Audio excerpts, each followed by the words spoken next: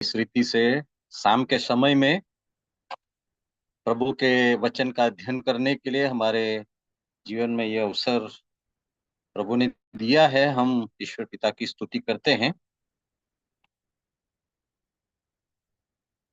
जैसा आपने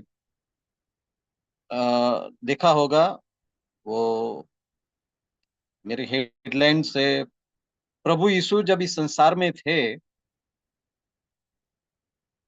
और जब 3 या 3.5 साल जब वो सेवकाई में थे, उस समय प्रभु कुछ बातों को जो अगले दिन या थोड़े समय के बाद होने वाली है, होएगी, ऐसा करके जो बोला है, बाद में वो बातें पूर्ण हुई है।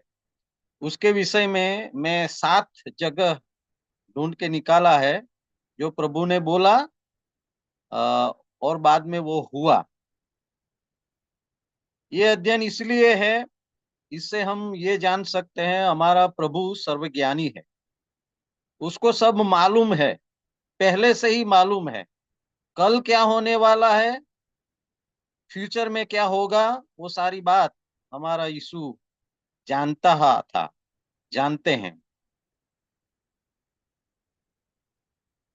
ऐसे हम सबको मालूम है हमारा प्रभु का जो जन्म हुआ वो अद्भुत रीति से हुआ। कह सकते हैं उसके जैसा किसी का जन्म नहीं हुआ, क्योंकि बहुत सालों पहले भविष्यवक्ताओं के द्वारा उनका कहाँ जन्म होगा, किस गांव में होगा, कैसे जन्म होगा, किस लिए जन्म होगा, उसके बारे में डिटेल से बहुत सारी बातों को बताया गया था। हमारा प्रभु जैसा जिया ऐसा इस संसार में कोई जिया नहीं। वो भी जब हम सुवार्ताओं को पढ़ते हैं हमको मालूम पड़ता है कितना अद्भुत उनका जीवन था। हमारे प्रभु जैसा बोला ऐसा इस संसार में वो कोई बोला नहीं। हम सबको मालूम है, एक बार कुछ सिपाही लोग प्रभु को पकड़ने के लिए गए, वो बिना पकड़े वापस आए। अधिकारियों ने उनको पूछा, तुम यीशु को क्यों पकड़ के नहीं लाए? उधर उनका उत्तर यही था, उनके जैसा कोई बोला नहीं, उनके जैसा कोई बोलता नहीं।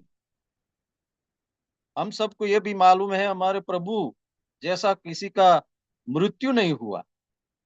हमारे प्रभु का मृत्यु सारे मानव जात के लिए, उसके बदले में, उसके उद्धार के लिए हुआ था। हमारे प्रभु का पुनरुत्थान जैसा किसी का पुनरुत्थान नहीं हुआ। सो आज मैं जो आपको जो विषय बताने जा रहा हूँ वो ये है, 3.5 साल जब प्रभु शिवकाई में था उस समय कुछ ऐसी बातें जो कल होएगी या थोड़े समय के बाद होने वाली है, उसको वो बोला ऐसा होगा या ये है, फिर ऐसा ही हुआ।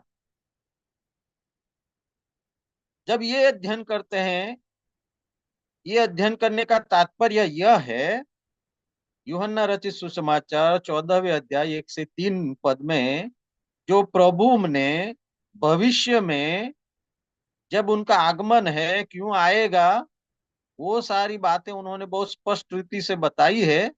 सो आज का अध्ययन प्रभु जो बोलता है वो सच में होने वाला है, वो होकर रहेगा। उस बातों को और भी कंफर्म करने के लिए, और भी हमारा विश्वास मजबूत होने के लिए आज का अध्ययन हम सभी का लिए आशीर्वाद का कारण हो। प्रभु की हम स्तुति करते हैं। मैं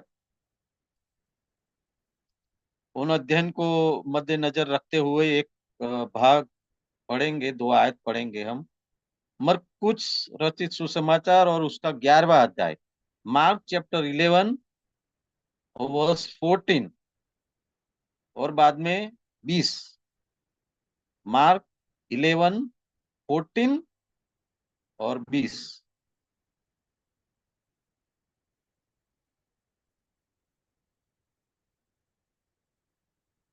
राकेश भाई पढ़ लीजिएगा हिंदी में। 11 का 20, 14। 14, 14 और 20। 14 मरकुस 11 का 14th वर्ष। इस पर उसने उससे कहा, अब से कोई तेरा फल कभी इस पर उसने उससे कहा, अब से कोई तेरा फल कभी ना खाए। और उसके चेले सुन रहे थे। 20वीं आयत। और 20 में ऐसा लिखा है, फिर भोर को जब वे उधर से जाते थे तो उन्होंने उस अंजीर के पेड़ को जड़ तक सूखा हुआ देखा। ओके, इस भाग को हम पढ़ेंगे तो मालूम होगा बेथनिया से प्रभु यरूशलेम की ओर जा रहे थे, और बीच में एक अंजीर का पेड़ दिखाई दिया। और हम देखते हैं प्रभु उसमें कुछ फल देखने के लिए अपेक्षा से वो नजदीक गया, लेकिन उनको उसमें से फल नहीं मिला।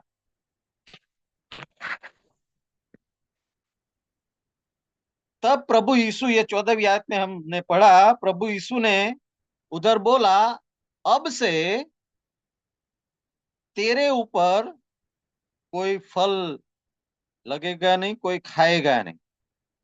बाद में जब हम देखते हैं 20वीं आयत में, दूसरे दिन सुबह शिष्यों के साथ प्रभु यीशु उधर से जा रहा था, तो उन्होंने देखा सच में वो जो अंजीर का पेड़ है वो सूख गया है।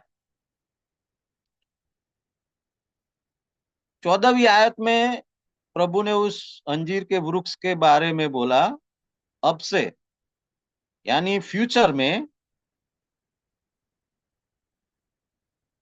तेरा कोई फल नहीं खाएगा।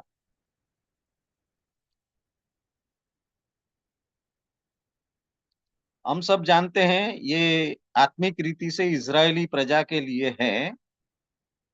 फिर हमारे लिए इससे क्या सीख मिलती है?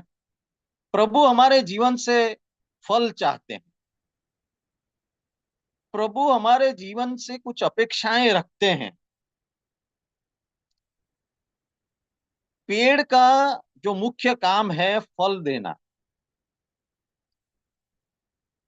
अगर फल नहीं है तो उस पेड़ का कोई मीनिंग नहीं है, मतलब नहीं है।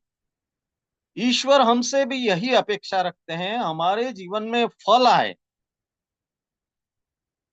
लूका रचित सुसमाचार 13वें अध्याय 6 से 10 में हम पढ़ेंगे तो उधर भी प्रभु ने एक दृष्टांत दिया था। एक वाड़ी में एक अंजीर का पेड़ था, फिर उसके ऊपर भी फल नहीं आते थे।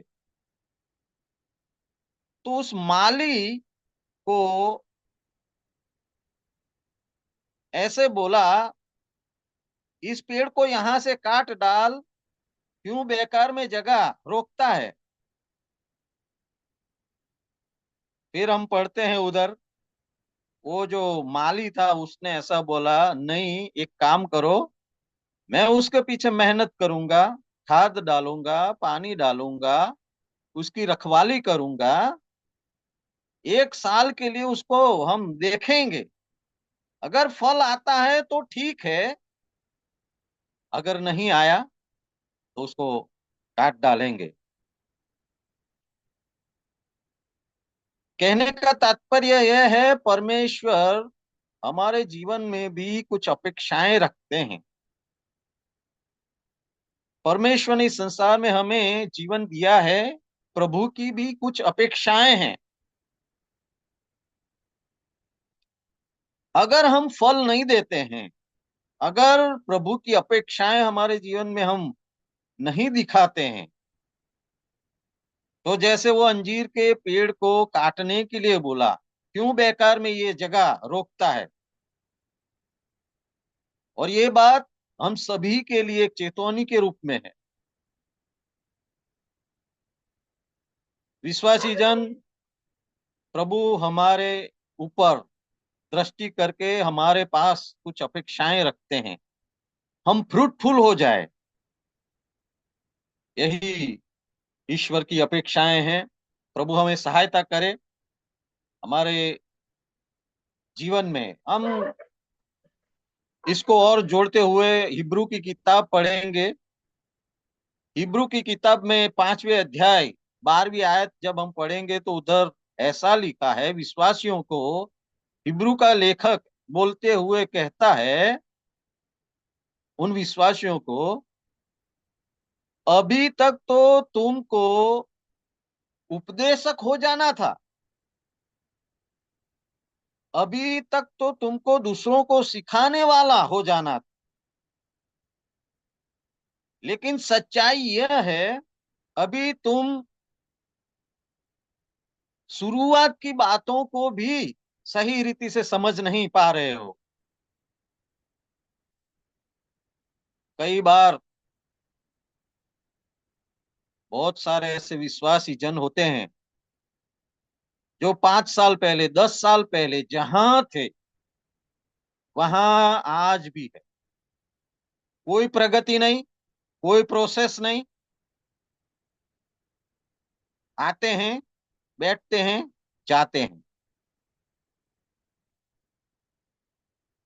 परमेश्वर चाहते हैं हमारी वृद्धि हो, हम और भी प्रभु की महिमा के लिए और भी फलवंत हो जाए, और भी उपयोगी हो जाए। यही परमेश्वर की अपेक्षाएं हैं। ये अंजीर के पेड़ को फल नहीं था, और बाद में हम देखते हैं दूसरे दिन सुबह जब इन लोगों ने देखा, वो पेड़ सूख गया था। प्रभु हमारे जीवन से कुछ अपेक्षाएं रखते हैं, फल चाहते हैं, वृद्धि चाहते हैं, बढ़ना प्रभु चाहते हैं। दूसरी बात हम देखेंगे, वो है मत्ती रचित सुसमाचार और उसका 17वां अध्याय और 27वीं आयत। Matthew chapter 17 verse 27। मत्ती रचित सुसमाचार 17वां अध्याय 27वीं आयत। तो अभी इसलिए कि हम उन्हें ठोकर ना खिलाएं, तू झील के किनारे जाकर बंसी डाल और जो मछली पहले निकले उसे ले। उसका मुंह खोलने पर तुझे एक सिक्का मिलेगा, उसी को लेकर मेरे और अपने बदले में उन्हें दे देना। देखो प्रभु, वो जो मछली पकड़ने की जगह है उधर नहीं था, वो तो थोड़ा दूर था। और उधर पीतर को प्रभु बोलते हैं, तू जा और जो पहली मछली आए उस मछली के अंदर हमारे लिए वो सिक्का रहेगा, और उसको लाके जो जिनको हमको टैक्स देना था, देना चाहिए, उनको देना है। मैं ये बात सोच रहा था, हमारा प्रभु ये नेचर है या जीव जंतु है उसके ऊपर भी अधिकार रखता है। ये पशु पक्षी भी परमेश्वर की आज्ञा का पालन करता है।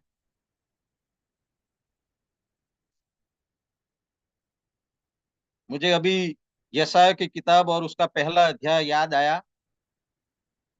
वहां इस्राएलियों को परमेश्वर बोलते हुए कहता है, गधा अपनी ये गभाण को जानते हैं। गुजराती में गभाण है, हिंदी मुझे मालूम नहीं। गभाण जानते हैं, बड़द गभाण जानते हैं, गधा अपने मालिक को जानते हैं। लेकिन इस्राएली लोग मुझे भूल गए हैं। कहने का मतलब, मैं सोच रहा था समुद्र में तो बहुत सारी मछलियां रहती है, फिर पर्टिकुलर यही मछली जो मछली पहले आएगी। ऐसे हम सबको मालूम है, मछली को पकड़ने के लिए पूरी जाल डालना पड़ता है। लेकिन एक मछली को पकड़ने के लिए एक कांटा वाला जाल भी आता है। वो एक रस्सी आती है, उसके अंदर कांटा डालते हैं, वो डालते हैं तो एक ही मछली आएगा। वो पीतर शायद वो आ, लेके गया होगा, और जैसे वो डाला, एक मछली पकड़ा, उसके मुंह के अंदर वो सिक्का था। और उधर हम 27 में पढ़ते हैं, हमको टैक्स देना है, किसी को ठोकर का कारण हमें नहीं बनना है।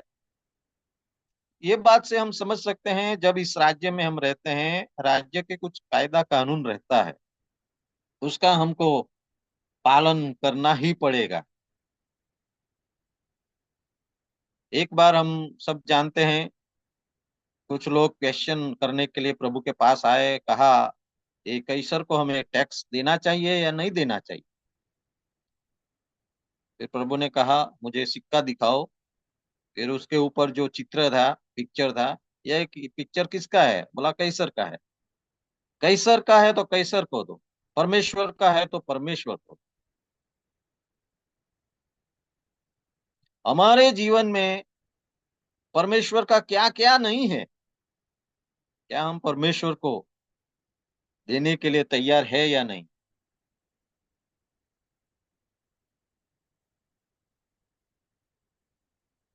तो मत्ती रचित सुसमाचार में हम जैसे पढ़ा, कहा जो मछली तुमको पहले तुम पकड़ोगे, उस मछली के मुंह में वो सिक्का तुमको मिलेगा। वो सिक्का लेके मेरे और तुम्हारे लिए वो टैक्स भरो। तीसरी जगह में हम पढ़ते हैं, वो है मार्क रचित सुसमाचार, उसका 11वां अध्याय और दूसरी आयत। Mark chapter 11 verse 2।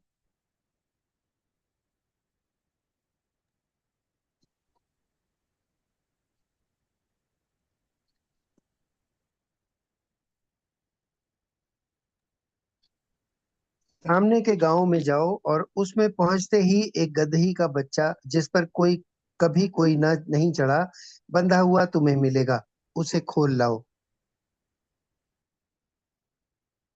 प्रभु यीशु ने कहा सामने के गांव में जाओ, उधर तुमको एक गधे का बच्चा बांधा हुआ मिलेगा। देखो प्रभु थोड़ा दूर है, फिर उधर उस जगह में एक बंधा हुआ एक गधा है। कौन बंधन में है, कौन बांधा हुआ है, वो यीशु को भली भांति मालूम है। और प्रभु शिष्यों को बोलते हैं तुम जाओ, उधर एक बांधा हुआ बछड़ा मिलेगा, उसको छोड़ा के मेरे पास लेके आओ।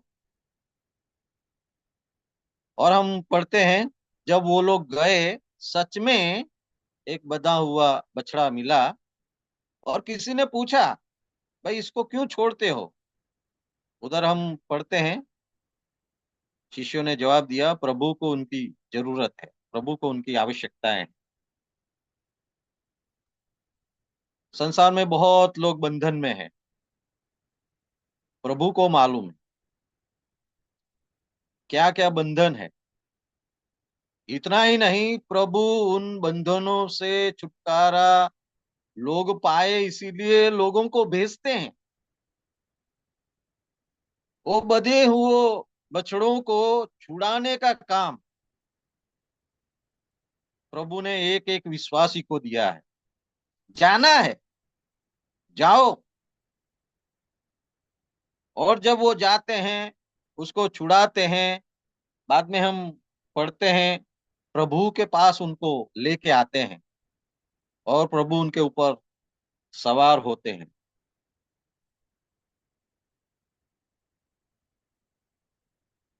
सो प्रभु उस जगह में नहीं है, प्रभु थोड़े दूर है, फिर उनको मालूम है, इसलिए बोलते हैं उधर एक बंधा हुआ बछड़ा मिलेगा।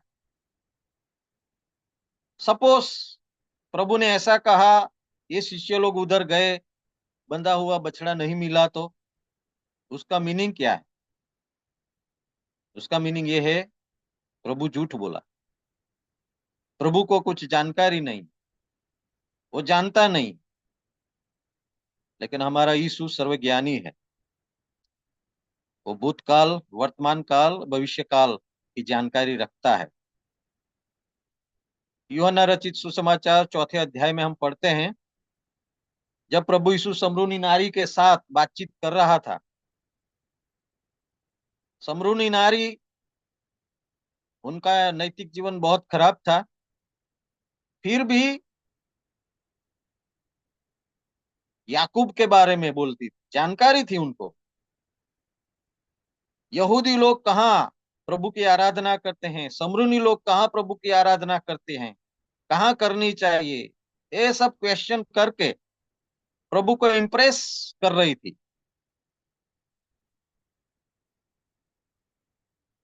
प्रभु ने कहा, अगर तुझे अनंत जीवन का पानी चाहिए तो पहले जाके अपने पति को बुला ला। उस स्त्री ने कहा, मुझे पति नहीं है। प्रभु बोलते हैं, तू सच बोली, तुझे 5 पति थे और फिलहाल तू छठे के साथ रहती है। 5 पति थे, पास्ट, भूतकाल। तुम्हारा क्या भूतकाल था वो मुझे मालूम है।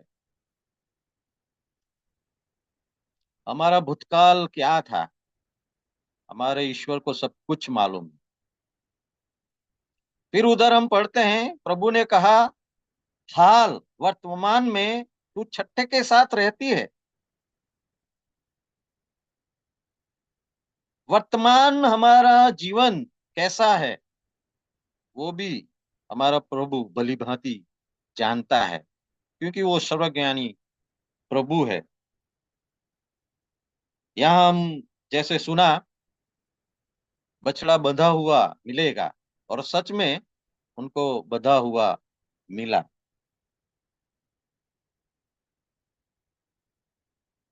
एक और आयत को हम पढ़ेंगे, मरकी रचित सुसमाचार और उसका 14वां अध्याय और 30वीं आयत, मार्क चैप्टर 14 वर्स 30।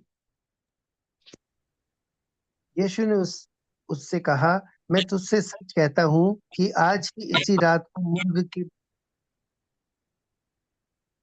72 यीशु भी पढ़ लीजिए थी उसी अध्याय में, 72 भी पढ़ लीजिए। यीशु ने उससे कहा, मैं तुझसे सच कहता हूँ कि आज ही इसी रात को मुर्ग के 2 बार बांग देने से पहले तू 3 बार मुझसे मुकर जाएगा। 70। परंतु वह फिर मुकर गया। थोड़ी देर बाद उन्होंने जो पास खड़े थे फिर पतरस से कहा, निश्चय तू उनमें से एक है, क्योंकि तू गलीली भी है। 72। परंतु तब तुरंत दूसरी बार मुर्ग ने बांग दी। पतरस को वह बात जो यीशु ने उससे कही थी स्मरण आई, मुर्ग के 2 बार बांग देने से पहले तू 3 बार मेरा इनकार करेगा। और वह इस बात को सोचकर रोने लगा। ओके। प्रभु यीशु ने शिष्यों के साथ जब आखिरी समयों में था, प्रभु यीशु ने बहुत स्पष्ट रीति से बोलना शुरू किया, लोग आएंगे, मुझे पकड़ेंगे, मुझे मारेंगे, मार डालेंगे, फिर तुम लोग भी मुझे छोड़ के चले जाओगे। उस समय पतरस बोलता है, नहीं प्रभु, मैं तुमको छोड़ के नहीं जाऊंगा। दूसरे शिष्य लोग भी ऐसा ही बोलना शुरू करते हैं। उस समय प्रभु यीशु ये बात पतरस को बोलते हैं, पतरस, मुर्गा बोलने से पहले 3 बार तू मेरा इनकार करेगा। और 72 में हमने पढ़ा, जो प्रभु ने पतरस को बोला था वो पूरा हुआ, ऐसा ही हुआ।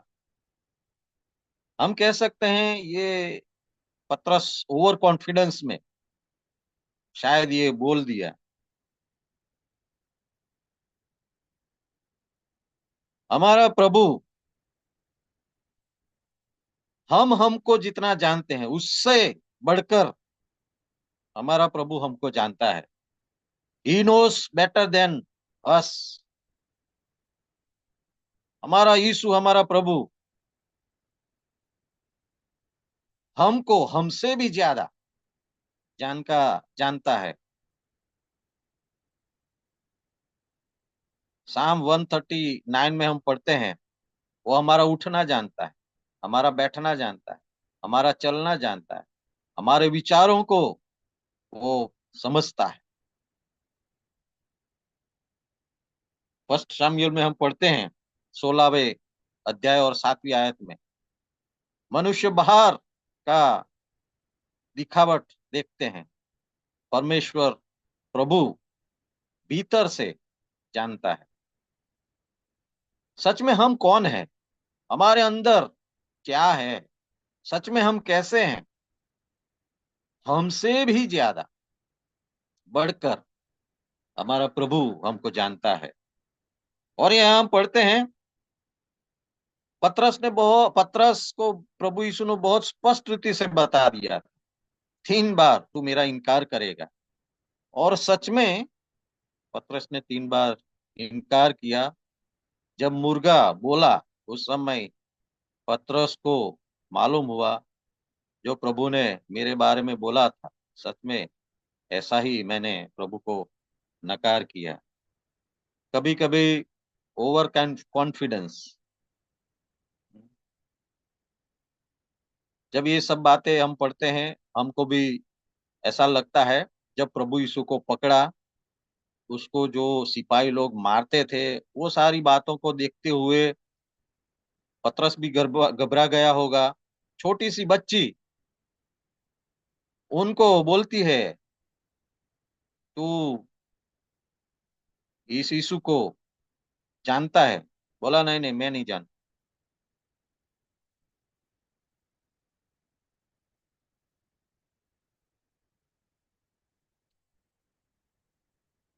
5वीं बात हम यूहन्ना रचित सुसमाचार और उसका 13वां अध्याय में पढ़ेंगे। 5वीं बात, यूहन्ना 13 और उसका 21वां और 26वां वचन। ये बातें कहकर यीशु आत्मा में व्याकुल हुआ और यह गवाही दी, मैं तुझसे सच सच कहता हूँ कि तुम में से एक मुझे पकड़वाएगा। 24। शमौन पतरस 27। ने उसकी 27। टुकड़ा लेते ही शैतान उसमें समा गया। तब यीशु ने उससे कहा, जो तू करता है तुरंत कर। ओके। 26 में हम पढ़ते हैं, आ, वो यूद यहूदा इस्करियोत प्रभु यीशु को पकड़वाता है। प्रभु यीशु ने शिष्यों के साथ जब वो पास्का पर्व के लिए बैठे थे, सब लोग खाना खाते थे, उस समय प्रभु ने ये बात बोली, तुम में से एक व्यक्ति मुझे पकड़वाएगा। यूहन्ना रचित सुसमाचार हम पढ़ेंगे तो हमको मालूम लगता है, यूहन्ना ने प्रभु यीशु को नजदीक से पूछा, प्रभु कौन है? प्रभु ने उसको उत्तर दिया था, कहा, ये जो मैं रोटी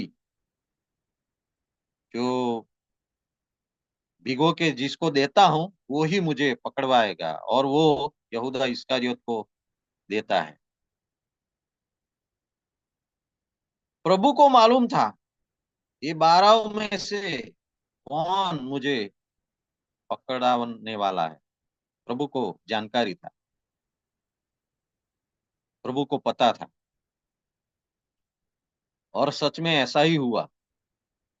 हम सब जानते हैं, गेत्सेमनी की वाड़ी में जब प्रभु शिष्यों के साथ था, प्रार्थना का समय में व्यतीत समय बिता रहा था, उस समय जूद यहूदा इस्करियोत सिपाहियों के साथ उधर आते हैं और प्रभु को पकड़वाता है।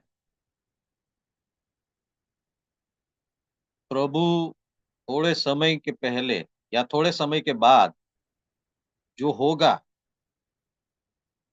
वो बोला, और वो थोड़े समय के बाद हुआ। यही आज का मेरा विषय है। 6ठी बात, यूहन्ना रचित सुसमाचार 11वां अध्याय 25वीं आयत। यीशु ने उससे कहा, पुनरुत्थान और जीवन मैं ही हूँ। जो कोई मुझ पर विश्वास करता है, वह यदि मर भी जाए तो भी जिएगा। 44 भी पढ़ लीजिए, 44।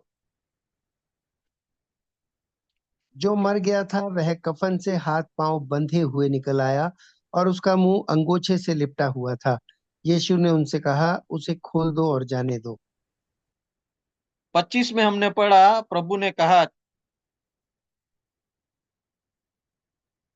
मरी जाए तो पण जीवतो थस, मर गया तो भी जीवित होगा। बाद में हम सबको मालूम है, ये लोग कब्र कब्र पर जाते हैं और उधर जाके प्रभु ने 43 में हम पढ़ते हैं, ऊंचे स्वर से बोला, लाजरस बाहर आओ। और 44 में हम पढ़ते हैं, वो जो मरा हुआ लाजरस जीवित होकर बाहर आया।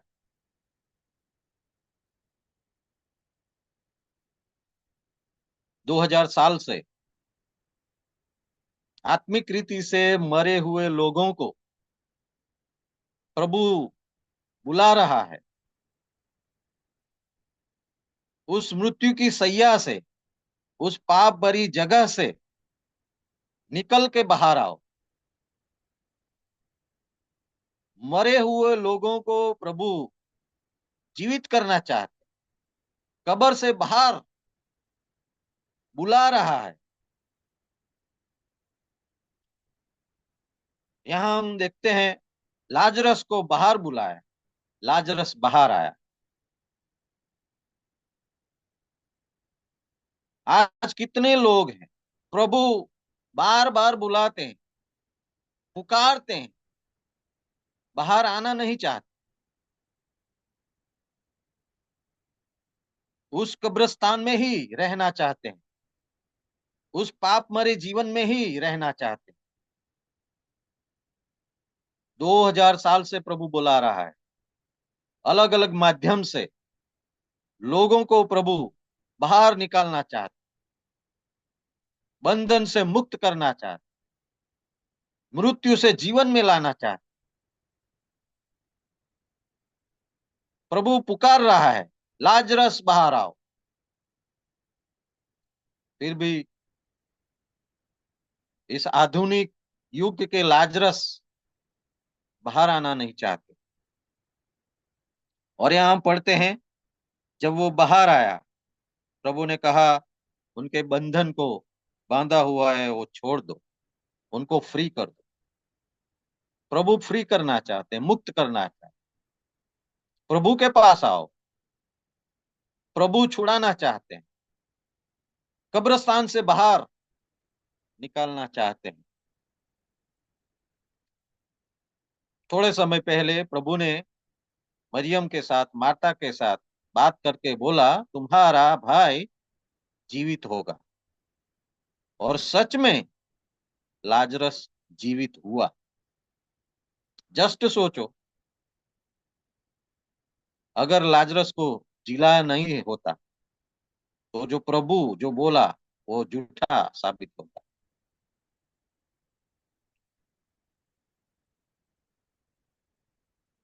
सेवंथ लास्ट में मरकित रस सुसमाचार, मार्क चैप्टर 8 वर्स 31-32।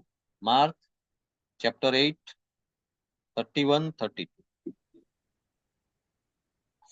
तब वह उन्हें सिखाने लगा कि मनुष्य के पुत्र के लिए अवश्य है कि वह बहुत दुख उठाए, और पुरनिये और प्रधान याजक और शास्त्री उसे तुच्छ समझकर मार डाले, और वह तीसरे दिन के बाद जी उठे। उसने यह बात उनसे साफ साफ कह दी थी। इस पर पतरस उसे अलग ले जाकर झिड़कने लगा, परंतु ओके, ओके, यहाँ गुजराती में लिखा है, ये बात प्रभु उघाड़ी रीते बोलो, ओपनली प्रभु ने बता दिया। क्या बता दिया? मनुष्य के पुत्र को सहना पड़ेगा, वडील लोग, याजक लोग, शास्त्रियों के द्वारा नापसंद किया जाएगा, फिर उनको मार डाला जाएगा। लेकिन उधर पूरा नहीं किया। प्रभु ने कहा, तीसरे दिन वो जी उठेगा। और सच में ऐसा ही हुआ। प्रभु को पकड़वाया गया, उसको मारा पीटा गया, उसके ऊपर थूका गया, उसके बालों को नोचा गया, और कल्वर के क्रूस पर उसको मार दिया गया। लेकिन हम प्रभु का धन्यवाद करते हैं, तीसरे दिन सुबह भोर को प्रभु मृतकों में से जीवित हुआ।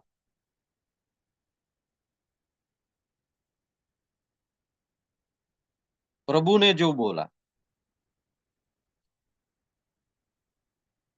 वो थोड़े समय के बाद, एक दो जगह में हमने पढ़ा प्रभु उस जगह में नहीं था, फिर भी प्रभु ने बोला ऐसा उधर मिलेगा, ऐसा होगा, ऐसा हुआ। जैसे हमने पढ़ा प्रभु ने पतरस को बोला तुम तीन बार मेरा नकार करोगे। प्रभु ने यहूदा इस्करियोत को बोला तुम में से एक जन मुझे परस्वाधीन करेगा।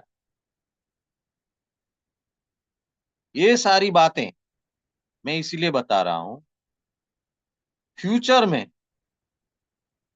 प्रभु ने जो होने वाली घटना उसके बारे में बताया है। अगर 3.5 साल के उस शिवकाई के दरमियान प्रभु ने थोड़े समय बाद होने वाली बातों को बोला और वो बात ऐसा ही पूरा हुआ, तो फ्यूचर में प्रभु ने जो बोला है क्या वो बात पूरी नहीं होगी? यूहन्ना रचित सुसमाचार 14वें अध्याय 1 से 3 आयतों में हम क्या पढ़ते हैं? प्रभु ने कहा तुम्हारा मन व्याकुल न हो, तुम परमेश्वर के ऊपर विश्वास रखते हो, मेरे ऊपर पर विश्वास रखो। मैं तुम्हारे लिए जगह तैयार करने के लिए जा रहा हूं, जगह तैयार करूंगा कि वापस आऊंगा, तुमको भी मेरे साथ लेके जाऊंगा। क्या ये पूरा नहीं होगा?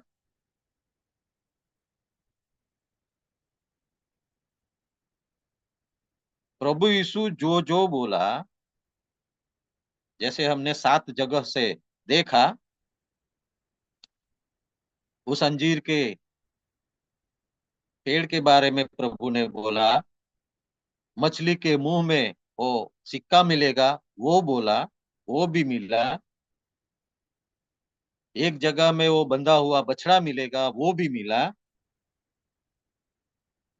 पतरस को बोला तुम 3 बार मेरा नकार करेगो, वो भी हुआ। तुम में से एक जन मुझे मुझे परस्वाधीन करेगा, यहूदा इस्करियत ने वो भी किया।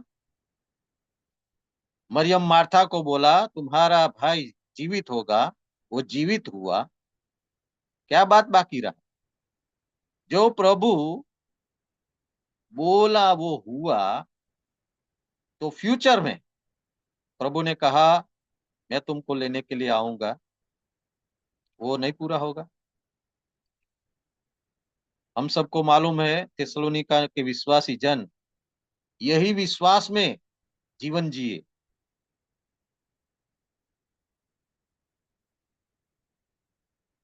अगर हमारी पीढ़ी में प्रभु यीशु नहीं आता है, हमको टेंशन करने की चिंता नहीं है, चिंता नहीं करना है। हमारे बाद की पीढ़ी में आएगा, बाद की पीढ़ी में नहीं आया तो तीसरी पीढ़ी में आएगा। जब उनको आना है, उनका जो प्रोग्राम है, उनका जो समय है, उनका जो सिस्टम है, उनका जो टाइम है, वो टाइम पर हमारा प्रभु अवश्य आने वाला है, अवश्य आएगा।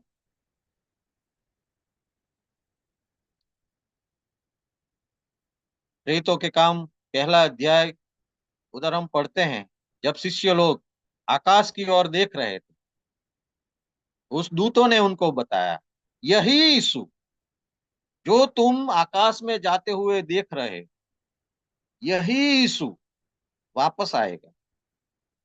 पतरस अपनी पत्री में लिखता है, याकूब अपनी पत्री में लिखता है, यूहन्ना अपने उस संदर्शन में लिखता है हमारा प्रभु शीघ्र आने वाला है। पौलुस कोरिन्थियों की शायद पहली या दूसरी पत्री में लिखता है मारा ना था करके, हमारा प्रभु आ रहा है, आने वाला है।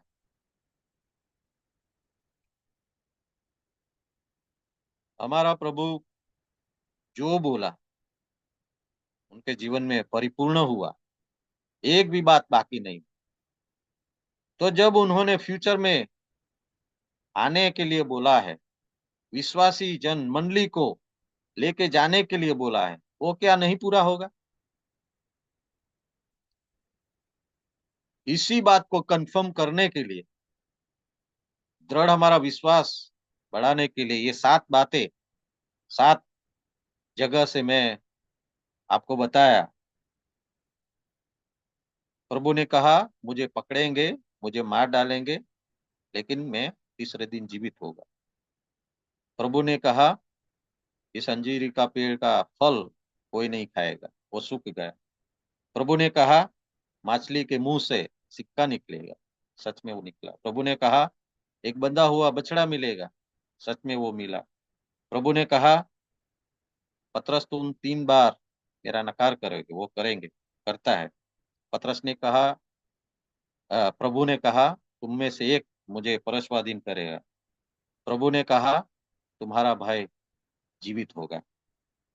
हमारा प्रभु जो बोला, इसलिए मैं लास्ट बार बताया था, यीशु को जानना है, यीशु को समझना है, यीशु को पहचानना है, सुवार्ता को पढ़ना ही पड़ेगा। प्रभु के बारे में लोगों ने क्या बोला, प्रभु ने खुद अपने बारे में क्या बोला, उन सारी बातों को जब हम अध्ययन करेंगे, हमारा प्रभु हमारे सम्मुख अतुल्य रूप में प्रकट हो जाएगा। हम प्रभु का धन्यवाद करें, हम प्रभु की स्तुति करें। हमारा प्रभु सर्वज्ञानी, सर्वव्यापी, सर्वसमर्थ प्रभु है। हमको भली भांति जानता है, हम कौन है, कैसे हैं, हमारा अस्तित्व क्या है, सब जानता है। उस प्रभु की महिमा करते हुए और भी समर्पण के साथ और भी पवित्रता के साथ उसकी महिमा के लिए जिए, हमारे जीवन में और भी उपयोगी हो जाए, फल लाए। यही प्रार्थना के साथ मैं समाप्त करता हूँ। प्रभु हम सभी को आशीषित करे, प्रभु के नाम की महिमा हो। आमीन।